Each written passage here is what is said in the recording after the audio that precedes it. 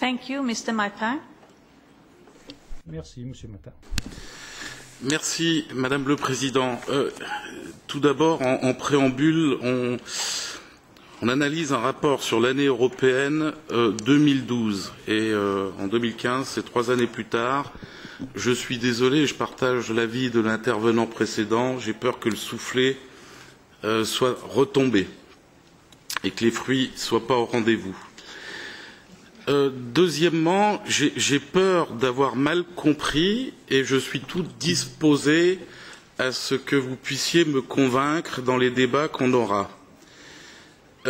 Si j'ai compris, Monsieur le rapporteur, j'ai l'impression qu'il s'agit, même si en non dit il n'y avait pas de problème économique, qu'il s'agit de remettre nos anciens au travail.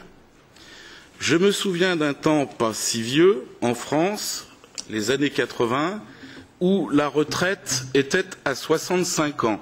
Les années 80 en France, c'est pas la préhistoire. Et bien souvent, ces gens-là décédaient dans les 4 années qui suivaient. Parfois même dans l'année de prise de retraite, c'était du reste le cas de mon père. Donc remettre les gens au travail, je trouve ça un petit peu curieux. Et Monsieur le rapporteur a développé 4 points clés, mais je pense et j'espère que j'ai mal compris. 1, il faut faire un petit peu de pédagogie, nous a-t-il dit, expliquer à tout le monde qu'il y a peut-être nécessité à faire travailler nos anciens. J'ai trouvé ça assez curieux. Deuxième argument, mais j'espère toujours que j'ai mal compris, il a parlé de silver economy. C'est-à-dire que, dans ce monde européen qui prétend qu'il n'y a pas de problème économique, finalement, avec nos anciens, on va peut-être pouvoir faire de l'argent. Point 3, ce n'est pas suffisant.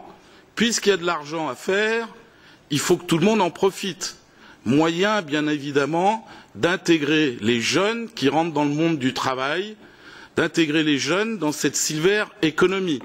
Là, j'ai l'impression qu'on a bouclé la boucle. Et point 4, ça, c'est la tarte à la crème de la pensée unique. Pour éviter que le dossier ou le rapport soit rejeté, on met un petit zeste de discrimination. Mais là, la discrimination liée à l'âge. Ne sortons pas les anciens, nos aînés du système économique au motif qu'ils seraient vieux. Alors j'espère que vous allez me convaincre du contraire lorsqu'on aura l'occasion d'en reparler de tout ça. Mais moi, je vous avoue, du haut de mes 54 ans, j'estime qu'à tout âge, on a le droit à un mode de vie privilégié et à une joie de vivre. Ça a été dit par le dernier orateur. On a le droit de prendre du temps, ce qu'on n'a jamais eu le temps de faire avant. On a le droit de se reposer, me semble-t-il. On a le droit peut-être de voyager et de découvrir ce monde qui nous entoure.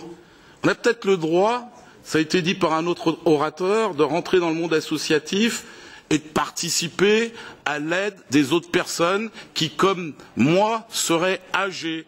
On a le droit aussi, tout bêtement, de s'occuper de sa famille et peut-être en priorité de ses petits-enfants.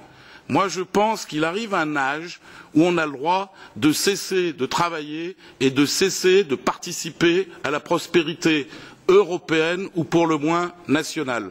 Je vous remercie.